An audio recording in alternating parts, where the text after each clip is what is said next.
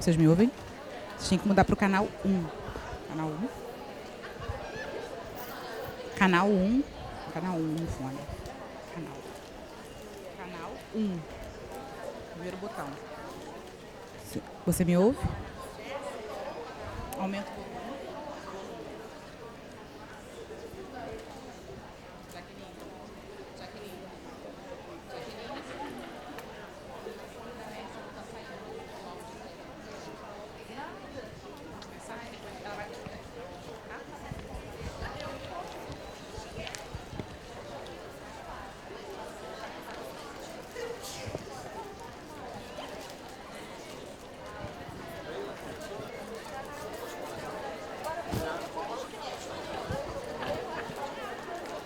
Boa tarde a todas as pessoas presentes. Vocês me ouvem bem? Já cansaram do meu rostinho, né, de tanto me verem aqui. Eu sou a Fernanda Santoro, diretora da BRH. Sou uma mulher negra de pele clara, tenho cabelos cacheados acima do ombro. Estou utilizando uma blusa marrom. Nesse momento estou sem óculos. Vamos iniciar agora o nosso painel sobre trabalho digno. E eu quero chamar ao palco a Renata Shaw, a moderadora desse painel. Renata Shaw é diretora da BRH Rio de Janeiro, advogada com 17 anos de experiência na área de propriedade intelectual, notadamente em marcas e direito autoral. Atuou em escritórios de propriedade intelectual, sempre com foco na análise administrativa, construção de pareceres e prevenção de litígios de marcas. Também atuou consultivamente em ações envolvendo direito autoral. Sócia fundadora do escritório Westminster, ou Meister, Shaw na área de propriedade intelectual, que tem por objetivo auxiliar pessoas físicas e corporativas em todas as questões relativas à propriedade imaterial, principalmente busca, depósito e material de marcas, registros de direito autoral, prevenção de litígios através de planejamento contratual e monitoramento do uso apropriado de ativos intelectuais. Palestrante nos temas de gênero, questões étnico-raciais, incluindo questões socioafetivas, voltado para práticas corporativas. Mentora de carreira direcionada a profissionais negros na obtenção de mapeamento e execução da ascensão profissional. Renata Shaw, seja bem-vinda ao palco.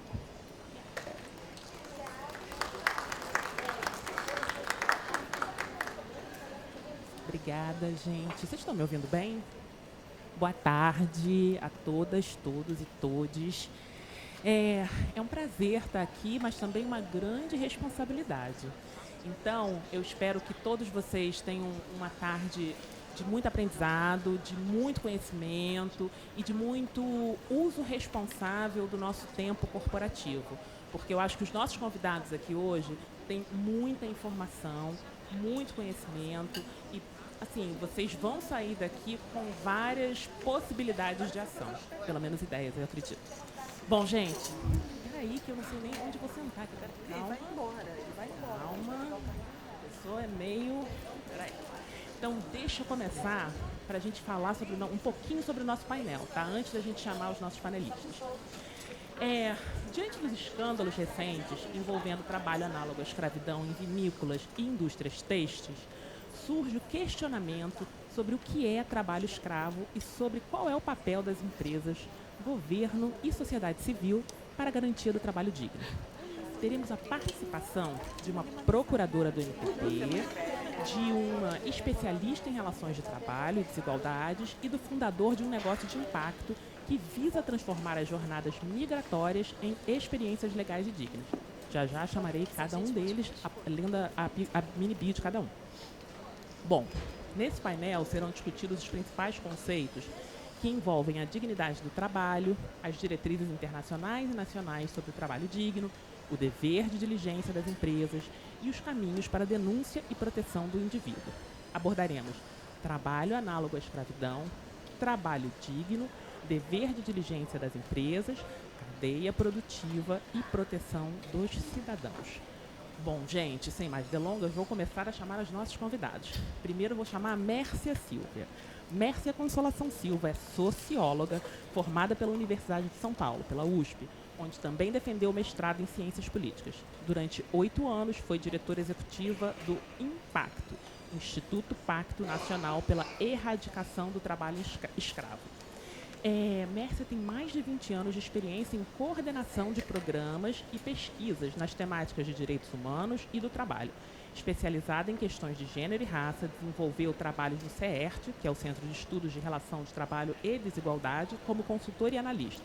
Também trabalhou como consultora na Ashoka, Empreendedores Sociais, no programa GMM, Geração Muda Mundo, voltado ao estímulo do empreendedorismo juvenil.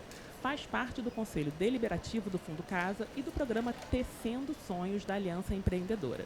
E também faz parte do Conselho do NEOCERT. Foi a primeira mulher negra selecionada para participar do programa de intercâmbio profissional Humbert Humphrey Fellowship Program. Esse é um programa especial da Fulbright com uma rede internacional de mais de 57 mil membros globalmente. O convite veio do Departamento de Estado americano. Mércia ficou em Washington, onde atuou por 18 meses, tendo um estágio especial profissional no Banco Mundial de Departamentos de Diversidade. Mércia, por favor, seja muito bem-vinda, gente. Aplausos, tá? Aplausos, não. Precisamos. Em seguida, por favor. Em seguida, eu quero chamar a doutora Guadalupe Couto. Doutora Guadalupe... Opa, peraí que tá... Perdão. Doutora Guadalupe Louro Turus Couto. Vou ler novamente porque não saiu direito, gente. Doutora Guadalupe Louro Turus Couto, procuradora do trabalho do MPT da Primeira Região. Ela é mestre em Direito pela UERJ, representante da Coordenadoria Nacional de Combate ao Trabalho Análogo ao do Escravo e Enfrentamento ao Tráfico de Pessoas, CONAET, no estado do Rio de Janeiro. Gerente do projeto Ação Integrada Resgatando Cidadania. Doutora Guadalupe, por favor, seja muito bem-vinda. Vocês estão econômicos nesses aplausos, né?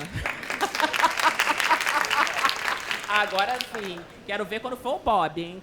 Vou chamar o Bob agora. Quero muito aplauso. Muito bem-vindo. E o nosso último, ou talvez primeiro, convidado é o Robert Montenard. O Bob, como ele gosta de ser chamado, e quero que todos o chamem de Bob, é um produtor cultural haitiano. Ele tem 18 anos de experiência em mediação de conflitos e desenvolve projetos culturais que têm como objetivo a visibilidade da história dos migrantes. Em 2017, fundou, junto com sua esposa, a Mewel, falei certo? Mewel? Depois você me corrige. Assim. É um negócio de impacto que transforma as jornadas migratórias em experiências legais, seguras e culturalmente ricas. Quero ver se vocês estão econômicos. Bob, por favor, venha. Econômicos demais. Melhorou. Gente, obrigada. Obrigada a todos vocês. Deixa eu só falar, assim, explicar um pouquinho para vocês o que a gente pensou para hoje, tá? A gente tem representante do MPT, uma representante do movimento social e temos o Bob que fala sobre imigrantes. Então, o que a gente pensou? A Mércia vai trazer para a gente um panorama geral sobre como se dá um início, a investigação, o que ocorre cada etapa do trabalho escravo ou análogo à escravidão. Depois, a doutora Guadalupe, ela trouxe uma apresentação onde ela vai ilustrar alguns casos, tangibilizar, né, mostrar exatamente sobre o que a gente está falando, tá? E aí eu queria fechar com o Bob, já trazendo a experiência dele, sobre como dentro da visão dele, quais são os passos e como a gente pode ter certeza de que vai fazer uma contratação segura e aquele que será contratado também está entrando num local que é seguro. Então, assim, o Bob vai ter essa visão. Bom, gente, Mércia, seja muito bem-vinda. Boa tarde. Boa tarde. É sempre estranho falar com isso no ouvido, a gente se escuta, né? Então, peraí. Melhor. Eu quero agradecer muito o convite, é sempre uma alegria poder estar com vocês, que são as pessoas que abrem as portas das empresas, né? Por aí que passa todo mundo, né? No processo de interagir numa cultura organizacional dentro de uma empresa. Então, vocês conseguem, sim, nos ajudar a mudar toda a cultura organizacional e a gente ter um ambiente melhor. Quero agradecer muito, eu fico sempre emocionado de ter um tradutor de Libras, porque eu chego em lugares que eu não chegaria, porque eu não falo Libras. Muito obrigada. Então, eu vou tentar fazer essa passagem. Primeiro, um pouco a abordagem do nome do próprio painel, né? Trabalho escravo e trabalho digno, ou como a gente constrói o trabalho digno. E é interessante porque o conceito internacional, ele fala de trabalho decente. Mas no português é meio estranho, para nós funciona melhor o digno, mas diz a mesma coisa. Então, é a busca por uma situação onde o trabalho tem um papel de transformação positiva, né? Esse é um conceito que começou a ser desenhado em 1999 pela OIT, quando ela percebeu que o fato dos países assinarem convenções coletivas, né, convenções internacionais, não levava os países membros a conseguirem realmente respeitar as convenções ou implementá-las. E no mesmo movimento havia uma conversa internacional sobre ESG, como a gente já viu em outros lugares, responsabilidade social empresarial e também os objetivos do milênio. Então, em 2000, começa uma campanha da OIT pela Agenda do Trabalho Decente, ou Agenda do Trabalho Digno, que é essa busca por garantir, reforçar as convenções da OIT e, principalmente, a Declaração de Princípios, né, Fundamentais do Trabalho. O que são esses princípios fundamentais do trabalho? E eu estou falando no âmbito do trabalho, da lógica legal dentro do escopo que vocês atuam. Então, a gente tem combate ao trabalho escravo e infantil. Isso está fora do que a gente entende como trabalho legal. Isso já pula para o âmbito do crime. Então, falando o que são os princípios fundamentais: erradicação do trabalho escravo e infantil, eliminação de toda forma de discriminação, garantia de liberdade sindical e o direito de negociação coletiva. Hoje eu ouvi o pessoal falando aqui, não é justo a gente não conseguir divulgar o salário de cada um, porque acaba sendo uma negociação individual e não coletiva. Então você acaba permitindo maior discriminação quando ninguém sabe o que o outro ganha. Então, o direito a uma negociação coletiva pede o direito à informação coletiva. Então a gente consegue também por aí. Então faz parte do trabalho digno ter transparência, né, em algumas coisas. E o conceito de trabalho digno, ele busca, então, ampliar essa noção das convenções e dos direitos fundamentais, pedindo, né, ou estimulando os países que façam investimento na garantia de emprego, de renda para todos e todas, na redução da pobreza e desigualdade, ou seja, no investimento no processo produtivo e econômico, um investimento que garanta esse retorno de empregabilidade, proteção social, e também o diálogo social e tripartite. Vamos lá, esse é um conceito de trabalho decente ou de trabalho digno que vem da Organização Internacional do Trabalho, que é uma organização do Grupo das Nações Unidas e é o único que é tripartite. Aliás, a ONU começou pela Organização Internacional do Trabalho, então a gente tem bastante história. A nossa CLT, que é a Consolidação das Leis Trabalhistas, que vocês conhecem bastante, então ela legisla sobre aquilo que está na lei. Quando você tem um crime, ele entra no Código Penal, a doutora vai falar um pouco mais sobre isso. Então, quando a gente fala de trabalho escravo e trabalho infantil, que é o que vocês estão observando com muita frequência, nós estamos olhando para a cadeia produtiva, porque muitas vezes, dentro da empresa matriz, não acontece. Acontece quando há uma terceirização. Você contrata uma empresa para fazer um serviço, ou você compra um produto, ou você compra um outro serviço que vem de um outro grupo sem acompanhar como está sendo feita essa contratação, qual é a garantia que aqueles outros trabalhadores estão tendo e como é que isso chega na equidade, né? Você garantir que aquela pessoa receba dignamente o salário que lhe permita sobreviver, o salário mínimo, no Brasil, que todos os impostos sejam pagos, portanto, ela vai ter uma seguridade, proteção com relação a desemprego, proteção com relação a algum acidente de trabalho, enfim. Então, ao garantir que os contratos tenham essa perspectiva, efetivamente você está esticando a condição de legalidade e de direito para a ponta. Quando não observa isso, você tem todo esse risco. Mas isso acontece sempre? Olha, o Brasil tem mais de 55% da mão de obra de forma informalizada. Portanto, não estão dentro do guarda-roupa da CLT.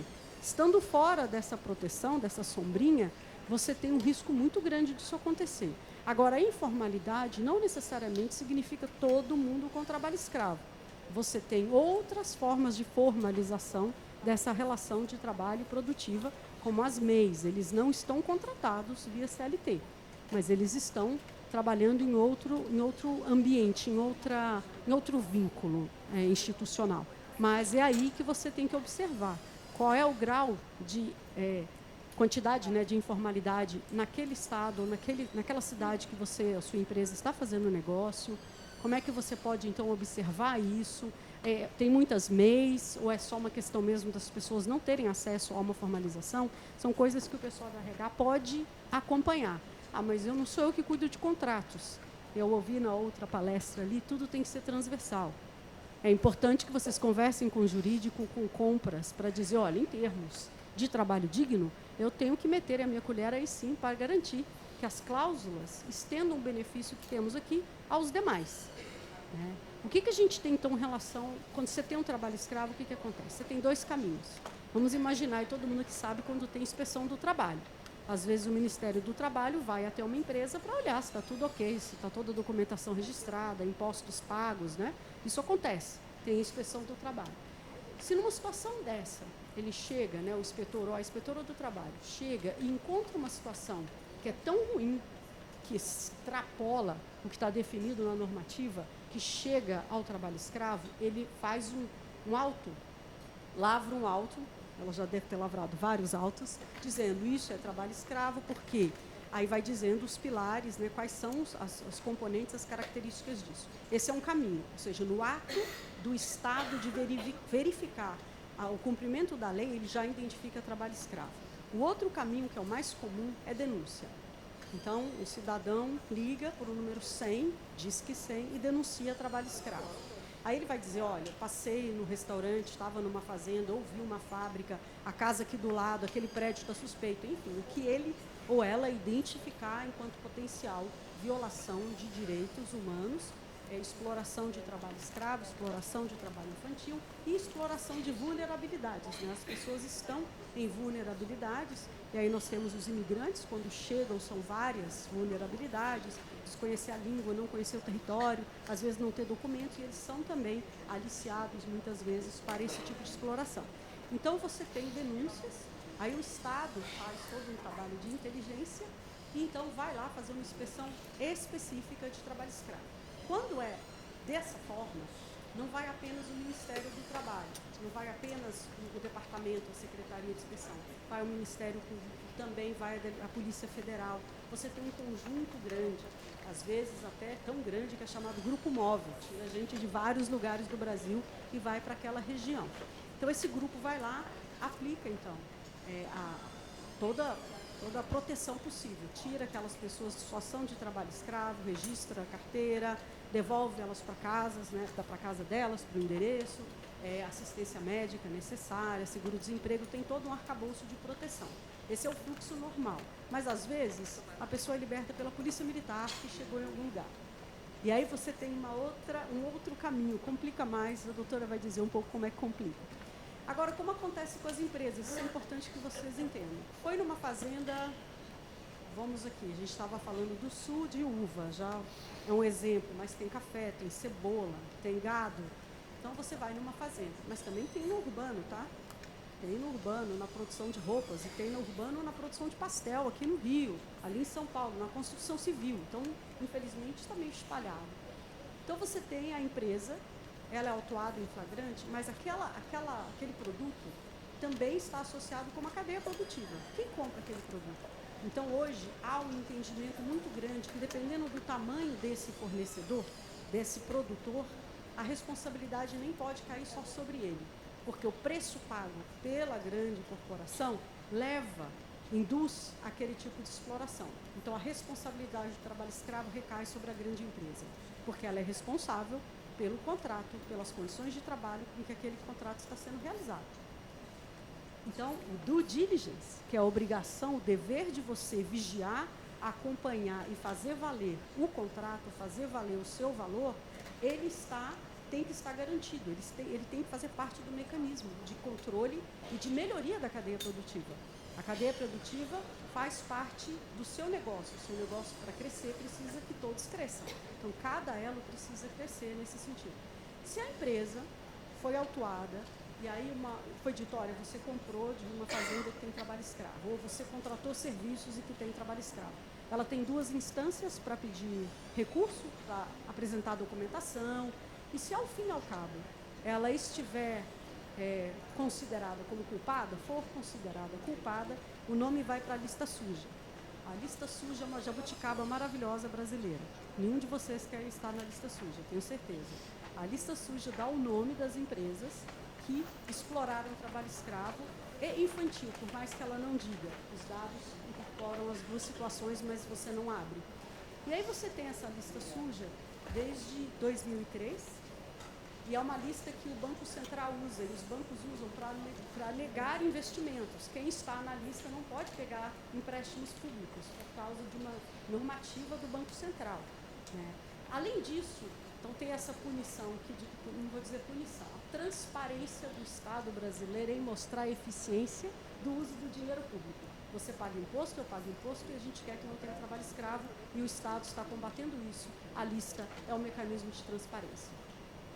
Certo? Além disso, as empresas também são encaminhadas pelo Ministério Público, onde elas vão ter, então, processos outros, civis, para pagar outras indenizações, danos públicos, e aí tem uma série de outras imputações. E com relação às vítimas, a gente sabe que o nosso país é muito desigual, é um país onde a educação, infelizmente, não está universal, onde a concentração de indústrias, de polos industriais está muito fragmentada, está em alguns lugares e não em outros. Nós temos um histórico de quase 400 anos de exploração do trabalho escravo, não podemos, em hipótese alguma, negar esse legado. Esse legado entorta a nossa cultura, esse legado diz para a maioria da população que aquele outro, naquela condição, é normal, é natural, às vezes até mesmo ele não estranha, a vítima não estranha aquela situação, porque é tão normal, sempre foi assim. Então, os 400 anos nos levaram a esse legado mesmo de aceitar a vulnerabilidade e aceitar aquela condição do outro. Eu imagino que se você vê uma pessoa em trabalho escravo, você não desejaria que seu filho, primo, irmão, parente estivesse. Se você não deseja isso que seu primo, irmão, parente, estranhe e denuncie. Aí, o que acontece em termos de futuro com relação a vocês? Essa agenda tende a crescer muito, porque para além da nossa Constituição, para além do que nós já temos, muitas outras leis internacionais estão sendo aprovadas para combater trabalho escravo infantil nos produtos que chegam. Então, o Brasil exporta café, exporta açúcar, exporta laranja, o Brasil exporta madeira, exporta couro, exporta carne. Os países que compram falaram, eu quero comprar tudo isso sem trabalho escravo, e estão criando legislações. Então, é papel de vocês, de alguma forma, se apropriarem dessas legislações. E outra coisa, é importante que vocês participem de forma transversal da confecção desses controles, desses monitoramentos, ajudar, então, na observância da regularidade, né, ou dessa legalidade nas contratações, e, sem dúvida nenhuma, essa palavra é boa, chegou para nós, a gente trabalhou muito combatendo o racismo, tem que ter letramento, a gente não estudou, nenhum de nós, praticamente, o que são os direitos humanos, o que é diversidade, nem sustentabilidade a gente viu direito. Então, a trajetória do tema sustentabilidade, que começou com educação ambiental para a comunidade, já chegou em diretoria de sustentabilidade nas empresas, esse é o caminho para direitos humanos e para trabalho digno. E passa por vocês. É um pouco isso que eu queria dizer. Então, o papel de vocês é difusão mesmo, de defesa desse espaço. Obrigada. Obrigada por compartilhar o seu conhecimento conosco. Eu tirei o fone, que meu fone deu ruído primeiro, o segundo também está com ruído, então eu tirei. Bom, eu vou passar para a doutora Guadalupe, e aí eu vou pedir somente que o slide dela também seja apresentado, porque ela trouxe alguns exemplos práticos e alguns casos concretos, e eu vou deixar que ela mesma explique. Doutora Guadalupe, seja muito bem-vinda. Obrigada. Moderno aqui, né? Boa tarde a todos. Eu vou tirar também, vou tirar. Boa tarde a todas, a todos e a todes. É muito moderno. Eu achei muito diferente. A Fernanda viu. Quando eu cheguei, eu disse assim, mas que silêncio, como é que funciona isso? Muito bacana e pena que isso aqui não está funcionando a contento. Mas, olha, eu quero muito agradecer ao convite e a oportunidade de poder falar sobre trabalho análogo ao escravo e a função do Ministério Público do Trabalho, o que ele desenvolve, e mostrar para vocês também, como a Renata já falou, os casos, hipóteses em que vocês vão começar a atentar, poxa, mas aquele caso lá, eu acho que era parecido. Então, o nosso objetivo é esse. Como já foi apresentado, eu faço parte do Ministério Público do Trabalho, que exerce uma função essencial à justiça. Nós atuamos como fiscais da lei, como defensores da ordem jurídica e do Estado Democrático de Direito. E como a Mércia já defendeu, a nossa Constituição, já falou, aliás, né? A nossa Constituição, já no artigo 1º, ela centraliza no homem, quando ela diz que nós vivemos um Estado democrático de direito que tem como fundamentos o valor social do trabalho, a cidadania e também a livre iniciativa. Então, e quais são os outros fundamentos que também temos que praticar? Erradicar a pobreza e retirar as desigualdades sociais e regionais. Está lá, no início da nossa Constituição. Então, esse é o papel também do Ministério Público do Trabalho. Quando a gente fala em trabalho análogo de escravo, não devemos nos ater só à questão criminal. Existe a questão trabalhista, onde há o resgate desses trabalhadores dessa condição, eles são retirados, eles recebem as verbas rescisórias quando a empresa paga e o seguro-desemprego e retornam às suas cidades de origem. Então, no aspecto trabalhista, é muito mais pesado para a empresa que o aspecto criminal. Por quê? Há indenizações que devem ser pagas e que as empresas são condenadas. Então, dói no bolso da empresa. Por isso que é importante estarem atentos para não acontecer uma situação dessa na empresa de vocês, tá? Vou usar já. E aí é o seguinte, bom, como a Mércia já falou, a gente tem a Agenda 2030, né? Cujo objetivo número 8 é a dignidade do trabalhador, a observância dessa dignidade. E nós, por incrível que pareça, nós temos diretrizes nacionais também a serem seguidas no decreto que vocês já devem conhecer, que é o 9.571 de 2018, acredito que seja esse o número, que é do governo Temer e que estabeleceu diretrizes para a observância dos direitos humanos nas empresas. E justamente somando ao que a Mércia falou, a verificação, a prevenção das condições de trabalho, das condições humanas impostas durante o trabalho. Então, o que é o trabalho digno? O trabalho digno é a antítese do trabalho escravo, da exploração do trabalhador. Então, é por aí que a gente vai ter que caminhar. Mas, muito embora em 2018 a gente tenha esse decreto prevendo a observância dos direitos humanos, em 2017 a gente teve a alteração da Lei 6.019, prevendo a terceirização, né? Modificando a terceirização. E o que a imprensa e as associações, alguns advogados trabalhistas apregoaram?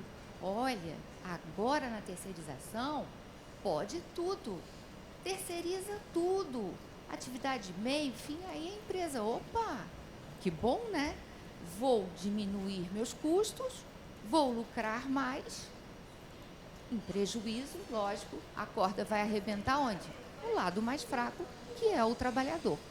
Só que essas pessoas não leram a 6.019 alterada, porque no artigo 4º-A, ela estabelece o que a empresa prestadora de serviço tem que ter para ela ser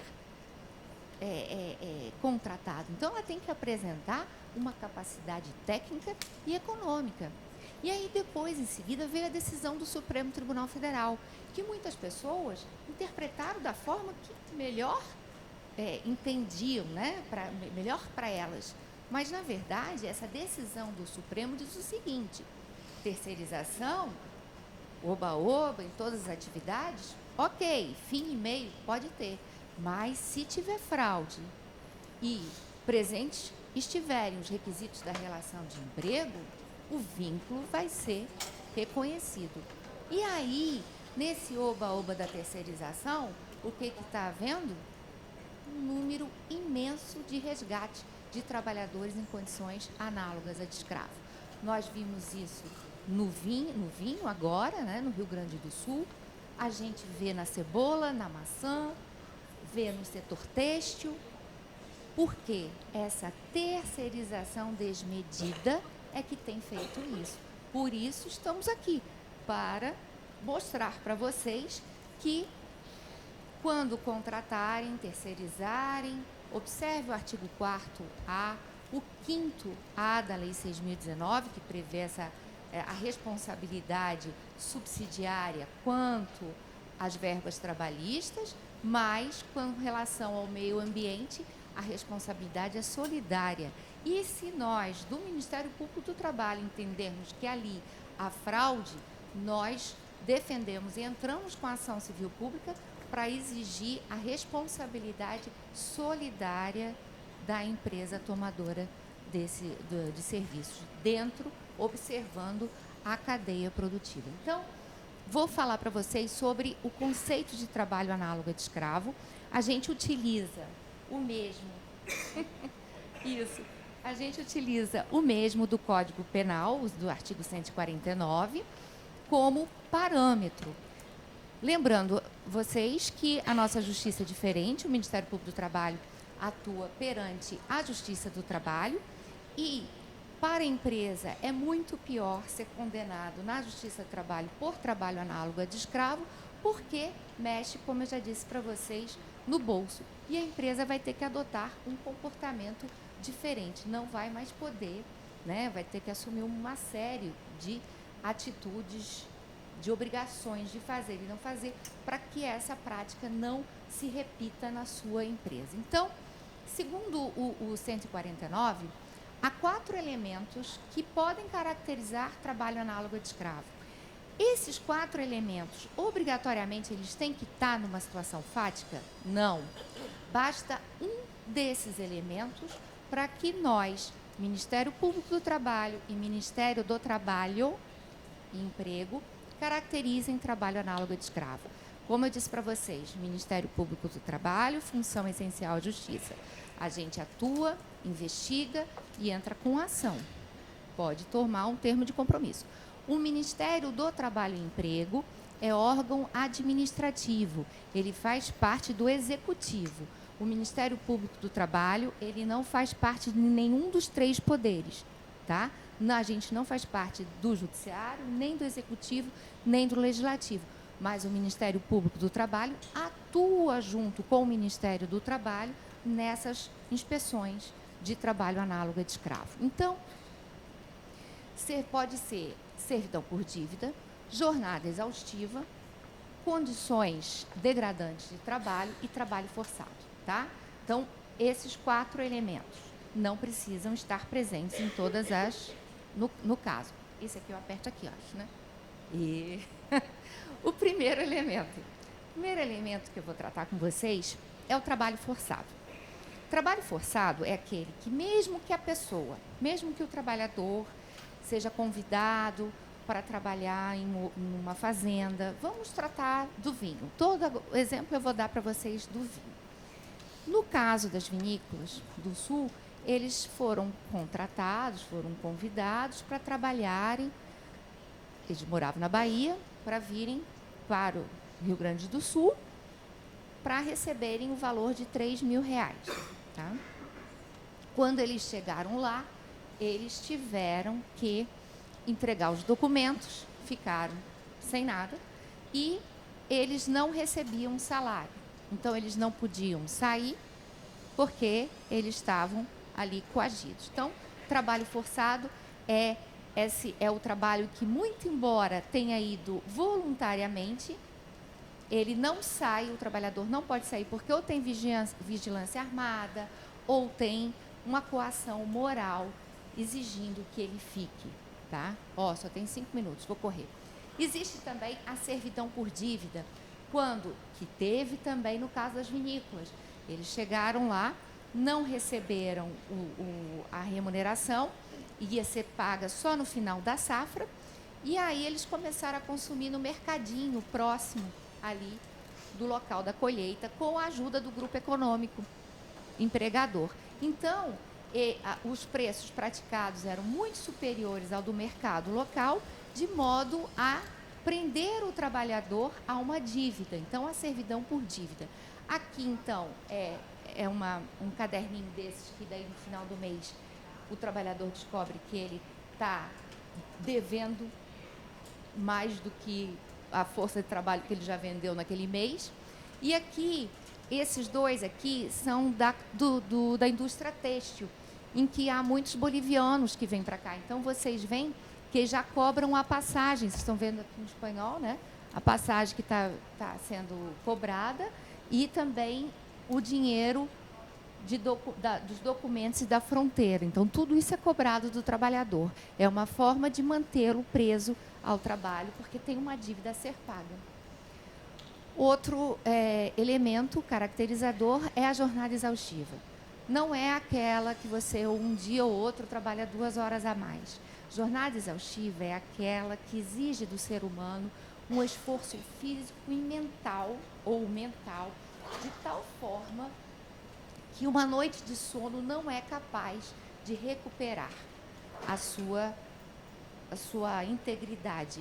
Então, a gente tem muita jornada exaustiva. Tivemos na pastelaria, que a Mércia lembrou, que o menino trabalhava, por exemplo, um chinês que a gente resgatou, trabalhava 14 horas por dia. O primeiro dia trabalha bem, o segundo, mais o terceiro e o quarto, e em seguida ele não consegue mais trabalhar naquele pique todo. No caso das vinícolas, os trabalhadores começavam às 5h30 da manhã e terminavam às 8 da noite. E só descansavam no sábado. Então, assim, 15 horas de trabalho, todos os dias, fazendo a colheita, abaixando, levantando, tudo isso é uma jornada exaustiva, porque exaure o corpo. Aqui, condições degradantes de trabalho. Condições degradantes de trabalho é um conjunto de elementos. Então, assim, o trabalhador não tem água na frente na frente de corte, né? Na frente de trabalho. Olha esse trabalhador tomando água, que ele deve ter trazido do alojamento, usando um recipiente que é um de veneno, de agrotóxico, quer dizer, ele não pode, né?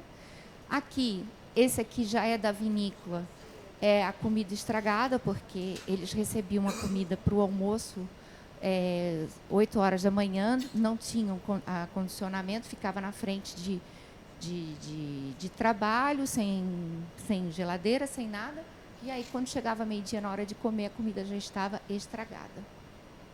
Então, isso aí são condições degradantes, indignas, né, de trabalho. Aqui também é da vinícola, os banheiros não tinham papel higiênico, não tinham descarga e não tinha porta, de modo que o trabalhador ele não tinha direito à intimidade de fazer suas necessidades. Estou correndo, gente. Aqui é aviário, né? Então, o Bob depois pode falar mais, é onde a gente encontra mais trabalhador jovem, sem carteira assinada, trabalhando em condições insalubres, jornadas excessivas e muitos senegaleses, haitianos fazendo a apanha, trabalhando na avicultura. Aqui é numa oficina de costura em São Paulo. Esses trabalhadores, olha, as cadeiras não são apropriadas, ou seja, o trabalhador ele não é importante, né? Porque ele é descartável. Então, assim, a cadeira não é ergonômica, estragou a coluna, joga fora. Então, esse é o princípio, né, dessas empresas quando utilizam trabalho análogo de escravo. Tecidos, fiações soltas. Então, são condições degradantes de trabalho. A NR tem que ser respeitada, né? Pode pegar fogo, adoecer o trabalhador. Aqui são os alojamentos. Ó. Aqui o trabalhador, eu costumo perguntar, será que é o intervalo? Aqui, a cama, olha o alojamento, gente. Se isso é lugar de um trabalhador dormir de forma digna depois de um trabalho, né? Aqui, a cadeia produtiva, que a Mércia mais ou menos adiantou, acabou já o meu tempo, mas essa cadeia, né, que a gente já investigou, M-Office, Riachuelo, Zara, uma série de grifes de empresas grandes que utilizam e se defendiam dizendo que não sabia o que estava acontecendo nas empresas da cadeia produtiva. Então, o papel de vocês é verificar o que está acontecendo nas empresas que vocês estão contratando para realizar o trabalho. A gente aplica e o judiciário aceita a teoria do avestruz, que é aquela a pessoa coloca a cabeça embaixo da terra e o corpo fica para fora. Então, ou também da cegueira deliberada. Não adianta alegar isso. A obrigação é de monitorar a cadeia produtiva. Aqui, gente, é observatório, é grande fonte de pesquisa. É o Observatório Nacional de Trabalho Escravo, é o Smart Lab, ele é feito pelo Ministério Público do Trabalho, junto com a OIT, e aí vocês vão ver o perfil dos trabalhadores resgatados, os setores econômicos, que é muito interessante para pesquisa, para verificação, né, Bom, corri muito, mas é isso. Denúncia Disque 100 ou diretamente para o Ministério Público do Trabalho, PRT1, e trabalho escravo existe, acreditem, né? Ah, o QR Code, desculpa. Vamos lá.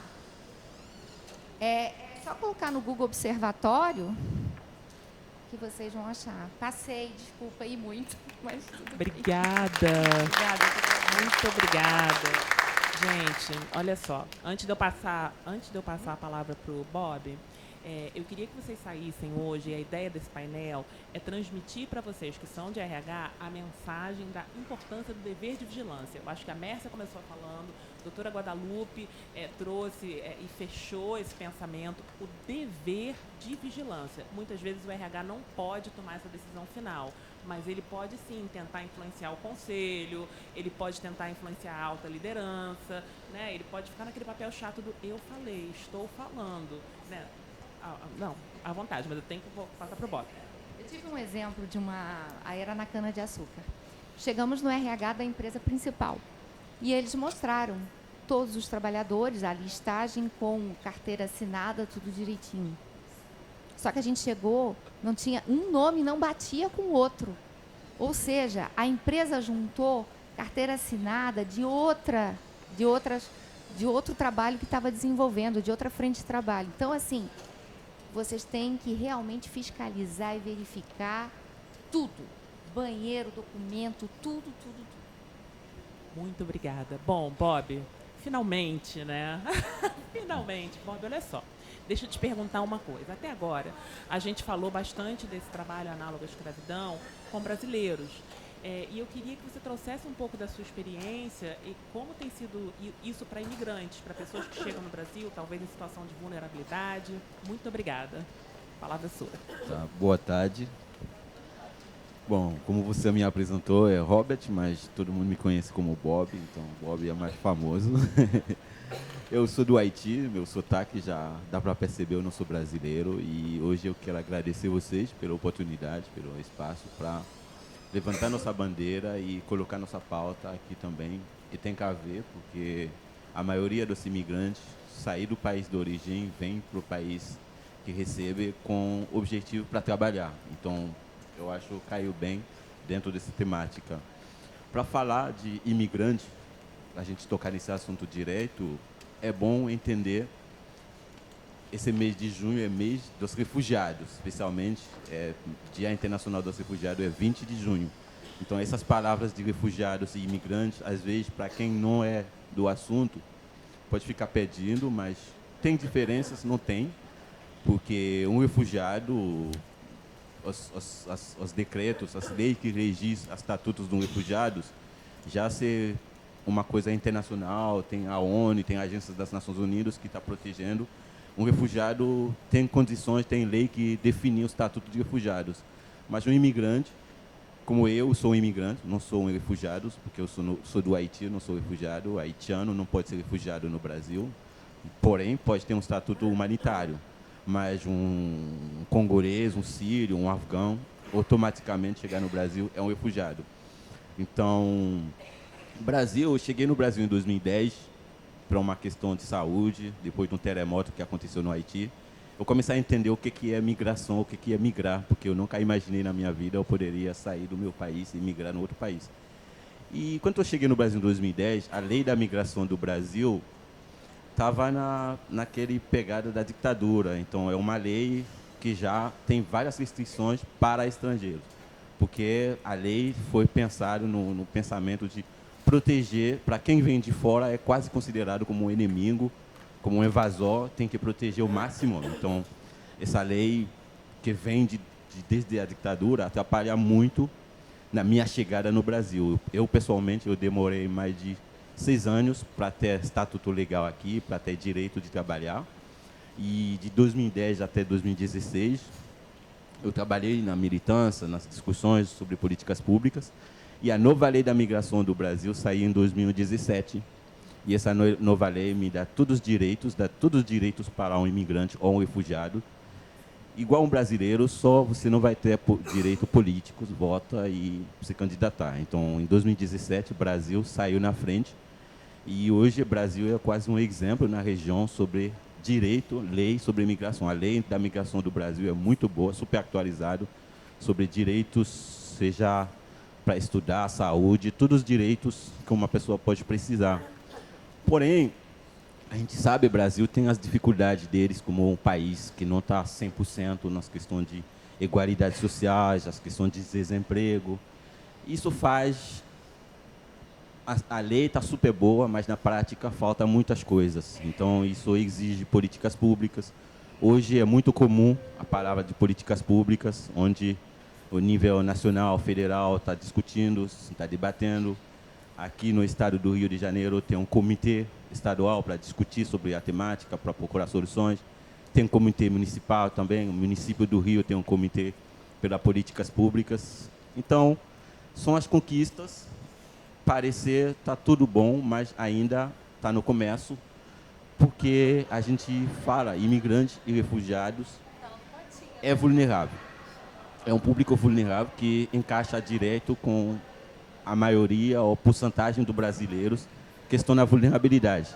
E quando se trata de trabalho escravo, exploração, trabalho forçado, o público mais fácil de explorar são os públicos vulneráveis. Porque a pessoa que é na vulnerabilidade, ele não pensa para responder uma oportunidade, ele não analisa, ele não entende isso pode ter uma coisa mais forte atrás. Então é fácil enganar, é fácil pedir uma coisa a mais. A pessoa não fala português, então é fácil pedir eles trabalhar mais do que foi combinado. Então isso faz esse público sempre ter um trabalho especial, onde a OIM atua muito. A OIM é a Agência Mundial pela Migração. O Ministério Público também trabalha com a gente do trabalho, ajuda nas questões de direitos, mas a gente, como instituição, como sociedade civil dentro da Marrom, nosso trabalho é mais no sentido de trabalho digno, como eu estava falando, trabalho digno, porque trabalho digno é a luta para empregar, facilitar os imigrantes, ter renda, porque se um brasileiro precisa pagar conta aqui no Brasil, o imigrante precisa pagar aqui no Brasil e lá no país de origem deles. Então, a renda é sempre uma preocupação muito grande e essa preocupação faz a gente, nosso trabalho dentro da Marrom, essa instituição, é mais nessa parte de integração. Porque tem um processo que é o processo de acolhimento, quando a pessoa chega com malas na mão, está num abrigo, que precisa de proteção, nesse nível nem dá para pensar trabalho, nem dá para a pessoa ir trabalhar, porque se a pessoa não fala português, não conhece ninguém, não tem um teto. Então, esse processo a gente quase não envolve. A Marrom não trabalha com acolhimento, com proteção. A gente começa na parte da integração, onde a gente chega a conversar com esses imigrantes, com esses refugiados, sobre qual é o seu projeto de vida, o que você pensa fazer. E a partir daí a gente começa a tocar no assunto de autoestima, porque essas pessoas passam muitas dificuldades e a maior dificuldade também é se assumir aqui, se ficar aqui como levantar, olhar as pessoas nos olhos. Então a gente faz esse trabalho e começar a capacitação, a educação, porque é um outro terra, é uma outra realidade. Não é porque você é profissional, você é um padeiro no Senegal, você vai vir aqui, vai poder produzir. Não é porque, no meu caso, foi produtor cultural. Quando eu cheguei aqui, eu deveria atuar como DJ, eu deveria atuar como músico depois para poder ocupar meu lugar. Então, dentro desse processo, é um trabalho de formiga e isso exige a gente trabalhar com várias frentes. Tem as questões das empresas, porque para contratar precisa vaga. E as empresas, igual se o Brasil está crescendo nas questões de lei, está com lei atualizada, as empresas também já passaram para várias, igual a Polícia Federal. Hoje a gente tem uma Polícia Federal super capacitado para atender. Mas de 10 anos atrás, não. 10 anos atrás é policial fadado, armado, que está pressionando a imigrante ficar com medo de policial que está atendendo. Mas hoje é diferente. Então as empresas também. Em 2010, tem empresas, tem RH da empresa que não saber o que é um documento, identidade do imigrante. Então, na hora de contratação, aí pergunta, mas cadê sua identidade? Você não tem permanência no Brasil. Especialmente para refugiado, hoje está melhor, porque a identidade dos refugiados hoje também está mudando. Mas 10 anos atrás, é um papelzinho com uma foto colada em cima e escrever com caneta. Então, não tem nenhuma segurança, alguém da RH não sabe. Isso foi a maior dificuldade no banco, para abrir uma conta no banco para um refugiado, é muito difícil. Então, a gente faz esse trabalho, dialogar com as empresas, sensibilizar, capacitar. Eu tive uma empresa que me fala, mas por que eu preciso contratar um imigrante? Se eu já tenho um monte de brasileiro aqui que entende e que fará tudo.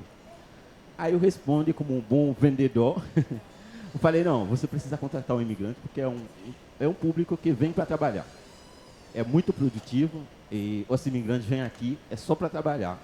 É só para ganhar renda e mandar para casa. Ele não vem aqui para curtir, ele não vem aqui para passear. Então, contratar imigrante é só ganhar, não tem outros, não vai prejudicar, não vai ser gestor. Imigrante não sabe o que é ser gestor, só trabalhar. Então, eu consegui convencer algumas barreiras, como as barreiras culturais, tipo, a empresa quer contratar, mas a pessoa não conseguiu desenvolver, não conseguiu colocar o talento, porque no início sempre vai ter essa barreira. As barreiras são culturais, a gente trabalha essa hora sem ter culturais para isso, porque o imigrante que vem do Haiti, o comportamento dele é diferente de um país árabe, como alguém que vem da Síria, ou alguém que vem do Senegal, um exemplo. São por uma questão de cultura religiosa. É fácil um haitiano entrar na cultura carioca, de tomar cerveja, festa, maracanã, tudo, zoa. Mas os países como Síria, como Senegal, é frio. As pessoas são frios. Tem religiões, tem cultura que impedir beber, que impedir conversar, que relações de gênero, homens e mulheres, essas coisas fazem a gente entender, precisar de um trabalho mais aprofundado com as empresas, para entender quem você está contratando, com quem você está lidando. Essa pessoa pode ser uma pessoa mais útil para a empresa se você conseguiu colocar ele no lugar dele. Porque tem um problema. Quando eu cheguei aqui, meu certificado, todas as competências que eu tive no Haiti, não poderia comprovar aqui. Aí eu comecei a trabalhar na casa das festas, comecei a trabalhar em qualquer lugar que tem para produtor cultural. A mediação esquece, porque aqui eu não tenho competência.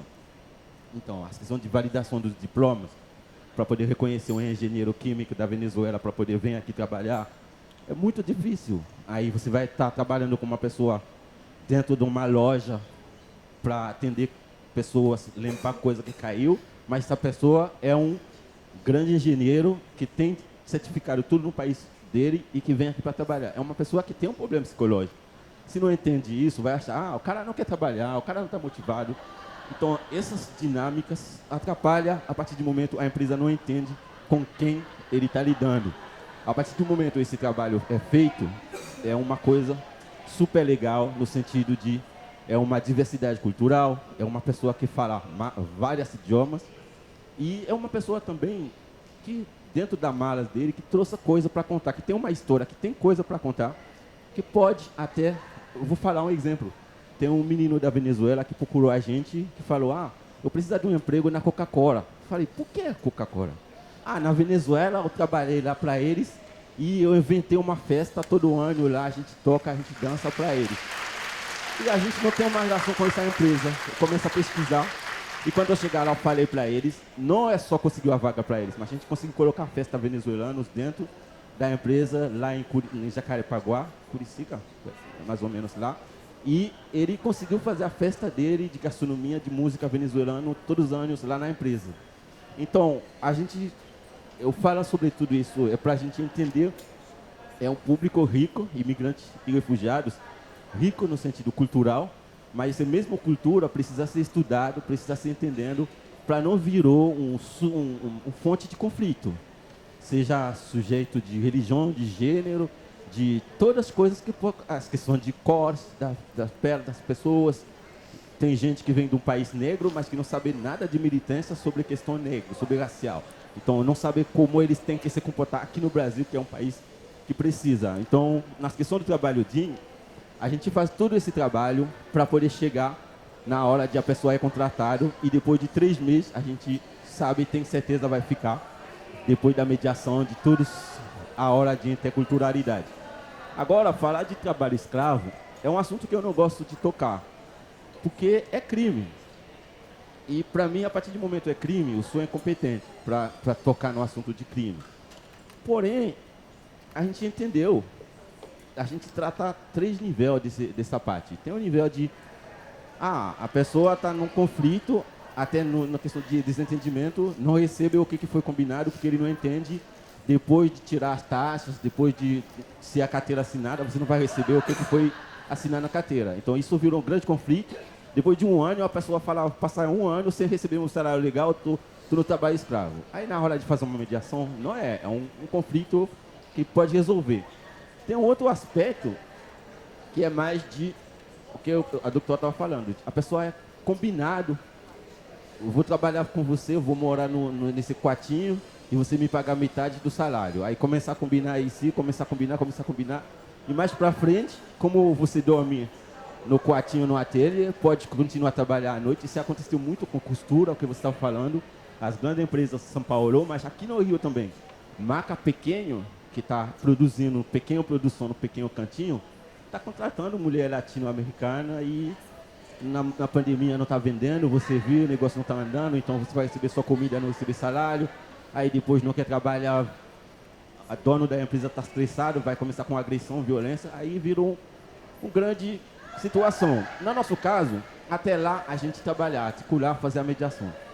Mas a partir do momento que está na agressão, até eu vou tocar para encerrar minha falada também, sobre um caso que aconteceu aqui no Rio, que machucou todo mundo, até o mundo inteiro, que é o caso do Moïse. Não sei se vocês lembram, o menino do Congo. Foi bem pertinho aqui também, ele foi assassinado. E é uma questão pura de trabalho escravo, porque ele foi lá para cobrar dívida. É um emprego de R$ 50 por dia, mais ou menos. Ninguém não sabe o valor, não teve contrato. Teve várias situações, o Moïse não queria trabalhar mais, pessoas foram procurar ele. E Moïse foi morto na frente das câmeras, em vivo, aconteceu isso em vivo. E a gente aprendeu muito sobre essas questões. E isso faz ainda a gente deixar essas coisas para instituições competentes de combater. A partir do momento que se trata de trabalho escravo, a gente dá um pé para trás. Porque a gente está entendendo, está lidando com crime. Não é uma pessoa normal que vai abusar um outro desse jeito. É uma pessoa que está pronta para cometer outros crimes. E o Estado, o poder precisa tomar decisão. E no caso do Moïse, a gente poderia falar, tudo foi feito pelas agências das Nações Unidas, pelo Estado, a Prefeitura apoia, o Ministério do Trabalho dá tudo, que é apoio, que é logística, que é auxílio, a família ainda está beneficiando da oportunidade. Mas se pergunta para o doutor, vou dar a palavra para você mesmo responder essa pergunta. Como que está a justiça para o Moïse? Aí não tem muitas coisas para falar. Então, se a justiça, que é a mais importante para a família que perdeu o filho, está ficando sem nenhuma notícia, nenhuma para saber o que foi acontecido nesse caso, então é uma razão a mais para a gente entender, a partir do momento de se tratar de trabalho escravo, a gente precisa, como sociedade civil, tomar muito cuidado para não enfrentar um braço poderoso, um braço superpotência que a gente não vai poder lidar. E a justiça brasileira também não conseguiu lidar, porque o caso do Moïse ainda, na parte judicial, ficou pendente. Então, para encerrar minha fala, eu acho, no sentido de imigrantes e refugiados a gente conseguiu, pode falar bem no sentido de, mesmo pós-Covid, a gente tem alguns números interessantes de contratação, imigrante foi contratado, empresas também que, talvez, procurar a gente para uma doação, a gente fala, se quiser doar, pode contratar um imigrante, é uma grande doação. Então, para a gente, a relação de empregabilidade para imigrantes é no que a gente acredita para mudar as questões de vulnerabilidade, a vida socioeconômica desse público. Então, obrigado. Obrigado. Obrigada, Bob. Olha só, eu vou deixar a doutora Guadalupe responder, porém, antes eu queria que você falasse para as pessoas, caso elas queiram contactar você, como é que elas fazem, entendeu? Se tem algum site, algum lugar. Aí eu vou dar 30 segundos para a doutora Guadalupe. Nosso site é www.marron.org. Temos redes sociais também, @marron_du_monde, Dumont é francês, tem Instagram, Facebook. E, na verdade, nosso escritório é online, tudo acontece online, tudo os atendimentos, os imigrantes procuram a gente nas redes sociais, voluntários procuram a gente nas redes sociais, os doadores também, empresas procuram a gente. Então, procura a gente nas redes sociais. E, gente, procurem o Robert depois, porque eu acho que a descrição do site talvez não tenha ficado muito compreensível, tá? Mas vocês procurem e entrem em contato com ele. 30 segundos, doutora Guadalupe.